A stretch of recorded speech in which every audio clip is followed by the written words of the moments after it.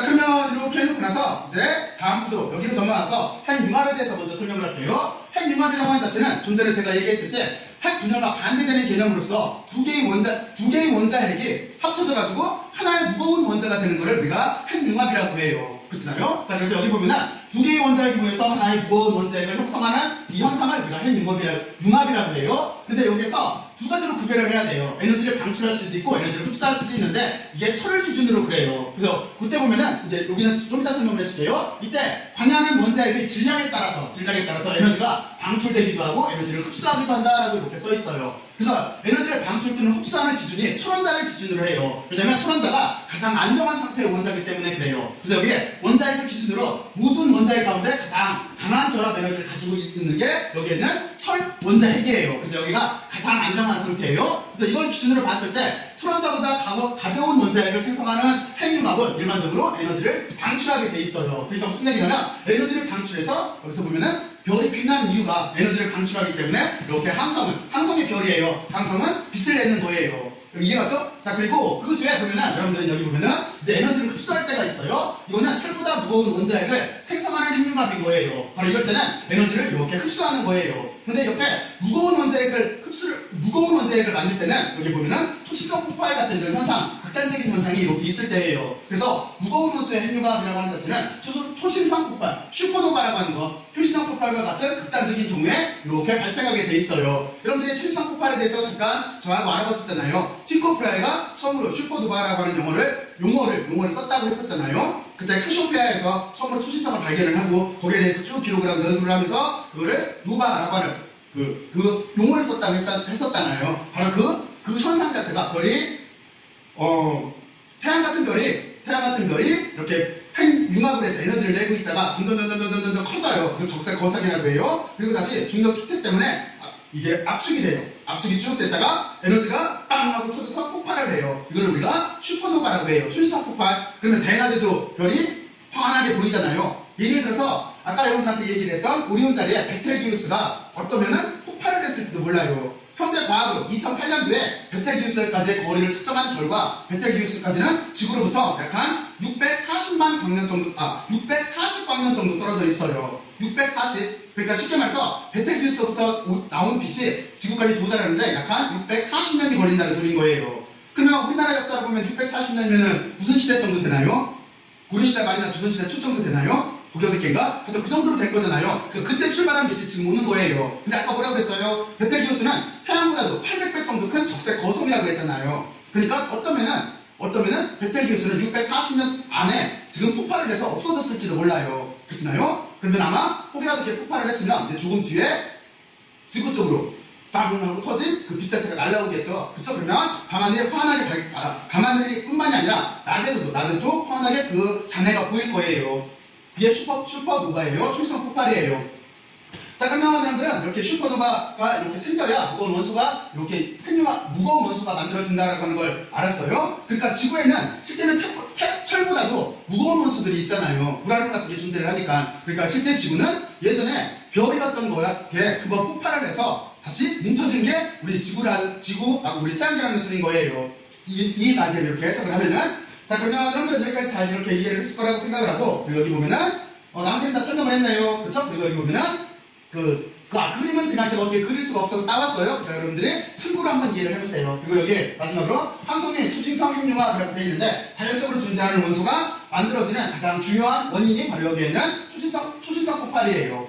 자, 그러면 여러분들은 이렇게 핵융합에 대해서 알아봤어요. 자, 그러면 이제 우리한테 좀 더 익숙한 핵 분열에 대해서 생각을 해볼게요. 자, 그러면 다음 장면 잠깐 넘어갈게요. 자, 이제 여기 있는 핵 분열이라고 되어 있는데 그 말 그대로 그거예요. 우리가 일반적으로 보는 거로 보통 우라늄 또는 플루토늄 같은 거에서 원자핵이 2개 이상의 다른 원자핵으로 이렇게 쪼개지는 현상이에요. 바로 이게 핵 분열이라고 하는 거예요. 그러니까 쉽게 말해서 이건 뭐죠? 그러니까 핵 분열을 천천히 일어나게 하면은 이거는 원자력 발전소가 되는 거예요. 근데 핵 분열을 급격하게 일어나게 되면은 이거는 그걸 만들면 안 되겠지만 이게 핵폭탄이 되는 거잖아요. 그렇잖아요? 핵폭탄과 실제 원자력 발전소라고 하는 자체는 같은 원리인 거예요. 단지 분열했다는 시간의 차이가 있는 거예요. 천천히 일어나면 이거는 핵 발전소가 되는 거고, 그리고 한 번에 갑자기 느닷없이 일어나게 되면은 이거는 핵폭탄이 되는 거예요. 다른 여러분들 여기까지 이렇게 이해를 하면 되는 거고, 그리고 이 핵 핵분열을 일으키는 원인은 여기 있는 것처럼 연쇄 반응인 거예요. 무슨 소리냐면 인공적인 핵분열이라고 하는 자체는 이거는 중성자가 원자핵을 충돌하는 것이 원인이 되는 거예요. 그림처럼 이렇게 원자핵이 있을 때 무거운 원자, 우라늄 같은 이렇게 원자핵이 있을 때 중성자를 써주게 되면 핵분열이 일어나고 거기에서 나온 여기서 설명하면 되겠네요. 핵분열 결과로 보통 2개에서 3개 정도 중성자가 다시 생겨요. 근데 이게 가가지고 다른 원자핵하고 또 충돌을 해서 또 분열시키는 거예요. 그래서 이런 식으로 연쇄 반응이 일어나는 거예요. 다시 말해서 또 다른 핵분열 현상을 일으킬 수 있는 원인이 다시 되고, 그리고 이런 것처럼 연쇄 반응이 일어나면서 이게 핵분열을 이렇게 일으키게 돼 있어요. 그래서 이것들을 실험적으로 처음으로 성공한 사람은 페르미예요. 페르미. 여러분들 엔리코 페르미라고 하는 이탈리아 과학자인데 나중에 미국에 가서 2차 세계대전 때 우리 로스 알레모 계획이라고 하는 게 있어요. 거기에서 처음으로 그 원자로를 만들고 했던 분이 엔리코 페르미예요. 다른 여러분들 나중에 보면 한번 찾아봐요. 그러면 요 내용 자체가 이렇게 나올 거예요. 자, 그리고 그거의 이론적인 근거는 특수상대성 이론. 그럼 누가 떠올라요? 아인슈타인 떠오르죠? 맞아요. 아인슈타인의 특수상대성 이론에 나오는, 여러분들이 너무나도 잘 알고 있는 식, 여기 E = mc 스퀘어라고 하는 요 식 때문에 그래요. E는 mc 제곱이라고 하는 이 식에서 우리가 이론적 근거를 이렇게 들을 수가 있어요. 이 식 자체가 엄청나게 유명하잖아요. F = ma 못지않게 mc 스퀘어 라고 하는 mc의 제곱이라고 하는 이 식 자체가 여러분들도 아마 많이 들어봤을 거예요. 그래서 여기서 뜻은 어떻게 되는 거냐면 E는 에너지를 뜻하는 거예요. M은 질량을 뜻하는 거고, C는 빛속도를 뜻하는 거예요. 빛속도, 광속이 빛속도예요. 그런데 이게 아인슈타인이 참 대단하죠. 아인슈타인이 여러분들 특수상대성하고 일반 상대성 이론을 알잖아요. 거기에서 등가 원리라고 해서 두 가지 크게 보면은 등가 원리가 있어요. 그 중에 하나가 바로 이거예요. 어떤 뜻인가냐면 질량과 에너지가 같다라고 하는 거예요. 이게 특수상대성 이론에서 나오는 등가 원리예요. 그리고 또 하나 일반 상대성 이론에서는 가속도하고 중력이 같다라고 하는 거예요. 이게 여러분들 영화에서 많이 봤던 현상, 바로 그걸 만들어내는 거예요. 이걸 등가 원리라고 해요. 자, 그래서 여기는 어떻게 작동을 하는 거냐면 아주 작은 질량일지라도 아까 빛속도 보면은 이게 그 10의 8승 정도가 되잖아요. 왜냐면 빛속도가 30만 킬로미터라고 했으면 이거는 10의 8승 메타인 거잖아요. 그렇잖아요? 근데 그거의 제곱이에요. 그러면 엄청나게 큰 값이 되는 거죠. 그러니까 질량이 작더라도 빛속도의 제곱이기 때문에 엄청나게 이 자체가 에너지가 큰 값이 나오는 거예요. 그러니까 무슨 뜻이냐면 작은 질량 결수를 하더라도 뒤쪽에 빛속도의 제곱을 곱해줘야 되기 때문에 무지막지만 엄청나게 큰 에너지가 나온다라고 하는 게 이 아인슈타인의 특수상대성 이론에서 나오는 질량 에너지 등가식인 거예요. 자, 그러면 여러분들은 여기까지 이렇게 알아봤을 거라고 잘 이해를 했을 거라고 생각을 하고, 그리고 또 하나 여기 실험에서 보면은 아까 제가 엔리코 페르미 얘기를 했는데 페르미 전에 이제 먼저 과학 혼자 만드는 게 아니잖아요. 여기 38년에 독일의 오토한 그리고 플리츠 스트라우스만이라고 하는 이분들이 여기 우라늄에다가 중성자를 이렇게 조사를 시켰다는 거는 조사하는 것처럼 이렇게 부딪히게 만든 거예요. 입사시키고 조사시켰다고 해요. 조사를 이렇게 시켜서 여기 발음이 되는 것을 이렇게 발견을 했어요. 근데 여기에서 실제로 오토하는 이게 무슨 뜻인지 해석을 못했어요. 왜냐면 처음에는 이렇게 예상을 했을 거잖아요. 어떻게 예상을 했냐면 우라늄 원자 핵이 있고 중성자를 이렇게 부딪히게 되면은 그럼 이게 합쳐져가지고 더 무거운 원자가 나올 줄 알았어요. 그랬는데 여기 우라늄에 비해서 바륨은 훨씬 더 가벼운 원자예요. 그래서 이거를 같이 연구를 하고 있던 여기는 마이트너라고 하는 이분은 여성분이에요. 여성과학자예요. 여성물리학자예요. 이 마이트너한테 이 자료를 이렇게 보내요. 그래서 마이트너가 여기 프리쇼라고 하는 이분은 마이트너의 조카예요. 같이 이렇게 서로 물리학자였었어요. 그래서 원래는 오토안하고 마이트너가 이렇게 같이 연구를 하다가, 그런데 이때가 어떤 시대예요? 바로 뒤에가 2차 세계대전이 일어나잖아요. 그래서 히틀러가 유태인들을 이렇게 압박하기 시작을 하니까, 그렇잖아요? 그래서 마이트너가 떠나요. 일단 그래서 둘이 이 문제를 이렇게 소식을 듣고 나서 그거를 분석을 해서 이게 실제는 우라늄 자체가 반으로 갈라진 거다라고 하는 이렇게 이론적 결과를 내놓게 돼 있어요. 다시 말해서 이 실험 현상을 우리는 마이트너가 이렇게 설명을 한 거예요. 근데 노벨상은 묘하게도 여기서 받을 때 마이트너는 빠져요. 오토안이 받아요. 자, 그러면 여러분들은 여기까지 이렇게 잘 이해를 했을 거예요. 자, 그래서 여러분들은 여기 있는 것처럼 핵융합과 핵분열에 대해서 이렇게 알아봤어요. 자, 그러면 이제 또 한 가지 궁금한 게 있죠. 그러면 이제 어떤 생각을 해봐야 되는 거냐면, 하여튼 이렇게 핵융합을 하고 있는 태양은 이제 어떻게 일생을 마감을 할까요? 거기에 대해서만 잠깐 한번 알아볼게요. 자, 그래서 태양의 일생이 이렇게 나왔어요. 여러분들이 여기 있는 그림을 한번 쭉 봐봐요. 여기 단위, 여기 그림을 한번 봐봐요. 그리고 여기는 단위는 10억 년 단위예요. 10억 년 근사값으로 이렇게 써져 있는 거예요. 아까도 말했지만 현재 태양이 여기라고 한다면 여기 노란 색깔로 빛나고 있어요. 그렇다고 한다면, 그런데 나중에 이렇게 적색 거성으로 바뀌어요. 적색 거성으로 바뀌었다가 태양은 블랙홀로 못 가요. 상대적으로 질량이 가벼워서. 그래서 백색 외성으로 이렇게 일생을 마감하게 돼 있어요. 자, 그러면 그거를 간단하게 알아볼게요.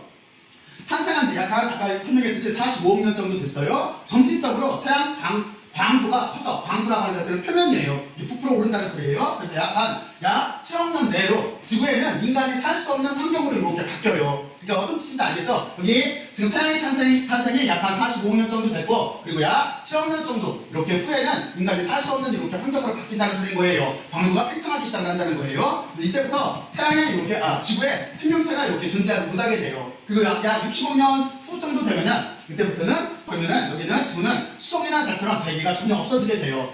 왜 그러냐면 태양의 팽창에 오면 어떻게 되겠어요? 뜨거워지겠지. 그러니까 여기 있는 것처럼 대기는 다 날아갔을 테고, 그래서 대기는 다 없어진다는 소리인 거예요. 그리고 약 한 64억 년 후 정도에는 태양은 중심에게서 수소 핵융합을 마치고, 이제 수소는 다 소모를 한 거예요. 그리고 나서 중거성 단계를 진입하기 시작을 해요. 그러니까 이제부터 급격히 팽창을 할 거예요. 그래서 여기 보면은 70억 년 후를 지나게 되면은 태양은 적색거성으로 이렇게 진화하게 돼 있어요. 태양이 이렇게 적색거성으로 진화를 이렇게 한 다음에, 그렇죠? 그리고 나서 태양은 이제 질량이 작아 초신성 폭발을 일으키지 못하고, 아까도 얘기했지만 초신성 폭발을 일으키면서 태양보다 더 무거운 그런 별들을 이렇게 일으키면서 블랙홀로 가요. 근데 지금 태양은 이렇게 초신성 폭발을 일으키지 못하는 대신에 적색 거성으로부터 이렇게 부풀어 오르게 되고, 그리고 나중에 가서 백색 외성으로 이렇게 생을 마감하게 돼 있어요. 자, 그러면 하여튼 이 부분은 여러분들이 한번 이렇게 찾아봐요. 태양은 이것처럼 이렇게 적색 거성 단계를 거쳐서 백색 외성 단계로 이렇게 간다고 여러분들이 이렇게 생각을 해두면 되는 거예요.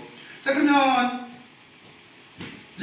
한 가지 궁금한 게 있죠. 지구는 어떻게 될까요? 태양이 이렇게 부풀어 오르기 시작을 하면은 지구는 어떻게 될까요? 지구의 운명은. 자, 이제 거기까지만 간단하게 살펴보고 이렇게 마무리를 할게요. 자, 그래서 태양의 일생과 지구의 운명이라고 되어 있는데, 일단 태양의 일생은 좀 전에 봤고, 그리고 나서 지구는 어떻게 되는 거냐면, 여러분들이 먼저 이 그림을 이해를 하면 돼요. 먼저 붉은 색깔로 이렇게 보이는 이게 태양이 적색거성이 됐을 때의 모습이에요. 그리고 이게 조그맣게 여러분들 입장에서 확대하면 여기 노란 색깔 원이 하나가 있어요. 이게 실제 지금 태양인 거예요. 그러니까 실제 우리의 태양이 이만하다고 한다면 적색거성이 되면은 이 원만큼 이만큼 커져요. 엄청나게 커지는 거죠. 그렇죠? 그래서 지구 운명한 시나리오가 몇 개가 있는데, 그중에 첫 번째 시나리오는 태양은 지구 궤도까지 부풀어 오를 것으로 예상이 되는 거예요. 그러니까 지금 태양이 1억 5천만 킬로미터 A 있잖아요. 아까 거리가 그 정도로 된다고 했으니까 점점 팽창을 해가지고 그 지구하고 화성 궤도까지도 태양이 팽창을 한다는 뜻인 거예요. 그만큼 이렇게 오면은, 그러니까 제일 궁금한 건 인간은 어떻게 됐을까요? 그때쯤? 혹시 그런 생각 안 해봤어요? 그때쯤 우리 인류는 어떻게 됐을까요? 그거 참 궁금해요. 그렇죠? 하여튼 여러분들 그런 생각도 한번 해봐요. 그래서 이렇게 예상이 되고, 그리고 지구를 포함한 행성들은 현재 위치보다 뒤로 물러나가게 된다라고 이렇게 예상을 하고 있어요. 그러니까 태양이 팽창을 해보면은 그거에 맞춰서 지구하고 다른 행성들도 뒤쪽으로 물러난다는 그 뜻이에요. 이게 신화의 첫 번째 거예요. 그 이유는 뭐냐면 적색 거성 단계의 태양은 질량을 잃는 상태가 되기 때문에 이렇게 다른 행성들도 뒤쪽으로 밀려난다는 거예요. 그리고 지구의 운명 2를 보게 되면은 새로운 이론인데, 태양이 기조력으로 지구가 태양에게 흡수될 것으로 이렇게 예상을 하고 있어요. 이렇게 두 가지로 이렇게 예상을 하고 있어요. 어쨌든 간에 정말로 궁금한 거는 인류는 어떻게 될까요? 인류는 틀림없이 이렇게 태양 적색 거성이 되기 전에 아마 틀림없이 인류는 무언가 새로운 세상을 찾아서 아마 떠나가고 있을 거예요. 그렇잖아요? 틀림없이 그런 시대가 우리의 미래에는 반드시 있을 거예요. 자, 그러면 여러분들이 이것처럼 태양의 일생과 지구 운명까지 이렇게 알아봤어요. 나머지는 여러분들이 자료를 한번 쭉 정리들을 한번 해봐요. 그럼 여기에 재밌는 내용이나 이런 것들이 많아요. 우리는 지금 과학의 역사에 대해서 배우고 있는 거잖아요. 그래서 우리는 그리스 시대부터 시작을 해서 이렇게 오고 있는데, 지금 이게 우리가 알고 있는 현대 과학인 거예요. 그리고 또 하나, 우리는 지금 지구에 살고 있으니까 이거는 여러분들 미래의 후손 또는 우리의 미래의 관계가 되는 거예요. 그래서 여러분들이 이쪽 부분에 대해서도 한번 심도 있게 생각을 해보고, 그리고 우리 미래도 한번 과학을 적용시켜서 한번 예측을 해보고 거기에 대비를 이렇게 해보는 자세가 아마 필요하지 않을까 싶어요. 자, 그러면 여기까지 이렇게 설명을 마치고 이제 저는 다음 주제에서 만날게요. 수고들 많이 했어요. 다음 주제에서 볼게요. 수고했어요.